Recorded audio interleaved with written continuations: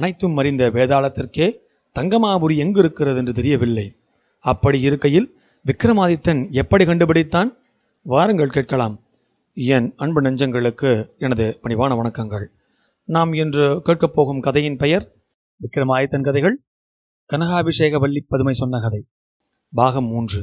உங்களுக்காக வாசிப்பது விஜய் பீமநாதன். மறுநாள் வேதாளத்துடன் விக்ரமாதித்தன் உஜ்ஜயினி மாகாளிபுரத்திலிருந்து புறப்பட்டு வழியில் ஓர் இடத்தில் தங்கினான். அங்கே தங்கமாபுரி எங்கே இருக்கிறது என்று வேதாளத்திடம் கேட்டான். எனக்கு தெரிந்த வரையில் அப்படி ஒரு பெயர் இருப்பதாக கூட கேள்விப்பட்டதே இல்லை என்றது வேதாளம். அந்த பதிலை கேட்டதும் விக்ரமாதித்தன் மனம் தளர்ந்தான். வேதாளத்துக்கே தெரியவில்லை என்றால் வேறு யாருக்கு தெரிய போகிறது என்று திகைத்தான். ஆதிசேடனுக்கு வாக்களித்ததை நினைத்து எப்படியும் தங்கமாபுரியை கண்டுபிடிப்பது என்ற உறுதியோடு வேதாளத்தின் மீதேறி புறப்பட்டான். வழியில் காட்டின் மத்தியில் திறந்த வெளி ஒன்று தெரிந்தது. அங்கே அடுப்பின் மீது கொப்பரையில் நெய் கொதித்து கொண்டிருந்தது.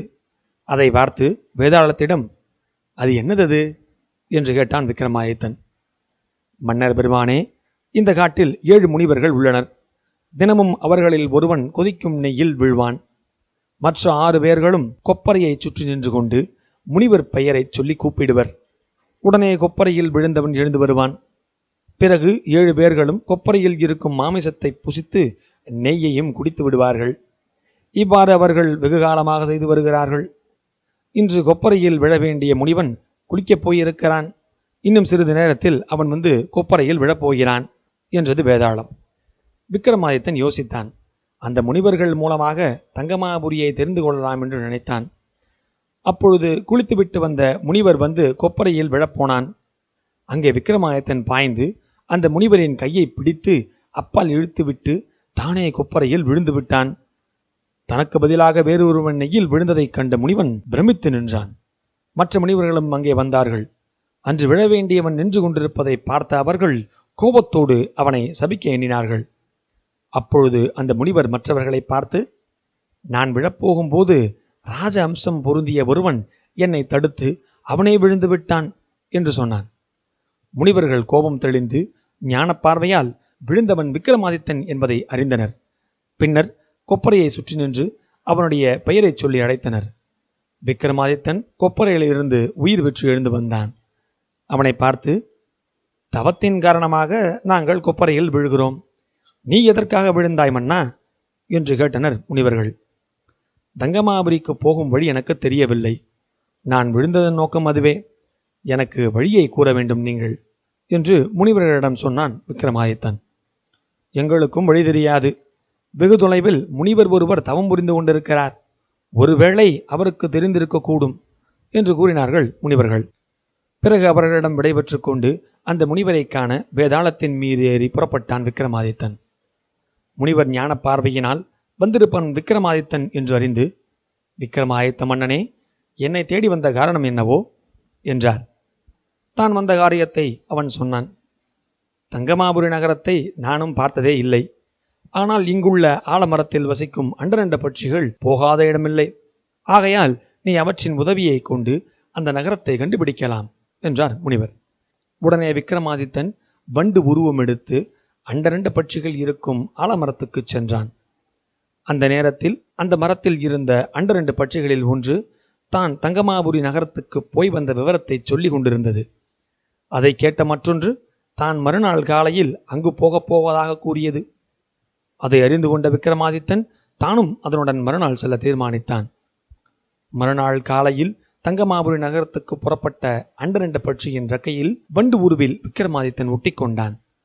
பட்சி பல கடல்களையும் பல மலைகளையும் கடந்து சென்று தங்கமாபுரியை அடைந்தது. விக்ரமாதித்தன் தன் சுய உருவத்தில் வேதாளத்தை கூட்டிக் கொண்டு அந்த நகரம் முழுவதையும் சுற்றி பார்த்தான். அவன் கண்ட காட்சியோ, எல்லா உயிரினங்களும் உயிரிழந்து காணப்பட்டன. அதை கண்டு அவன் திடுக்கிட்டு விட்டான். ஆனால் உடல்கள் யாவும் அழியாமல் இருந்தன. அந்த அதிசயத்தை பார்த்து கொண்டே அவன் சுற்றி வந்து கொண்டிருக்கையில் சுந்தரமூர்த்தி கோயிலை கண்டு உள்ளே சென்றான். அங்கே காணப்பட்ட ஓவியங்களில் மனம் ஈடுபட்டு நேரம் போனதே தெரியாமல் இரவிலும் அங்கே இருந்தான். அப்பொழுது தேவலோக குதிரை மீது ஏறி பெண்ணொருத்தி அந்த கோயிலுக்கு வந்தாள். உயிர்கள் அனைத்தும் இறந்து கிடக்கும் அந்த நேரத்தில் ஒரு பெண் மட்டும் கோயிலுக்கு தனியாக வந்ததைக் கண்டு மறைந்திருந்து அவளுடைய நடவடிக்கையை கவனித்தான் விக்ரமாதித்தன். அவள் கோயிலை வலம் வந்து வணங்கி நேராக அரண்மனை அந்தப்புறம் சென்று வீணையை எடுத்து சிறிது நேரம் மீட்டுக் கொண்டிருந்து விட்டு மீண்டும் குதிரையில் ஏறி புறப்பட்டு போய்விட்டாள். அந்த நிகழ்ச்சியை பார்த்த விக்ரமாதித்தன் மறுநாள் காலையில் வேதாளத்தின் மீதேறி பிரதிஷ்டாபுரியை அடைந்தான்.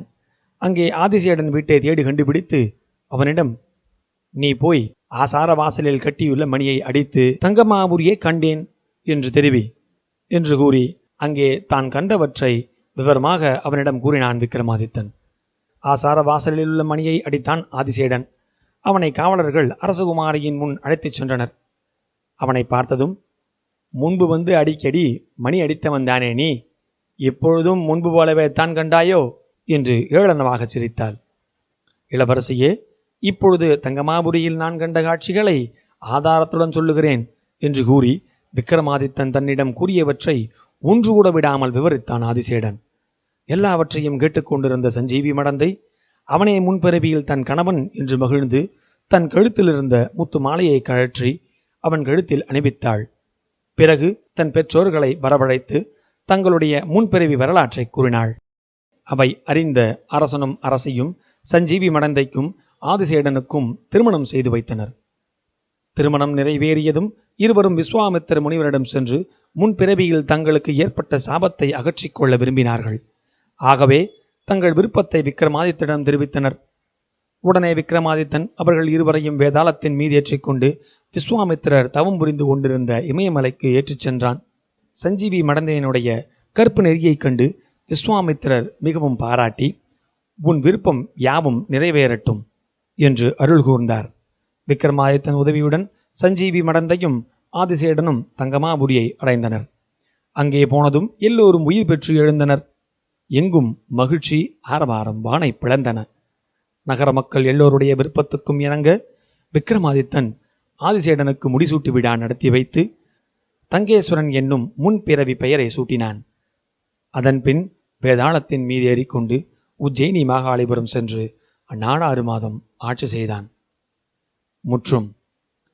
இதேபோல் கோமலவல்லி பதுமை சொன்ன கதை என்ற விக்ரமாதித்தன் கதை மிகவும் சுவாரஸ்யமாக இருக்கும். அதன் லிங்கை டிஸ்கிரிப்ஷனில் கொடுத்துள்ளேன்.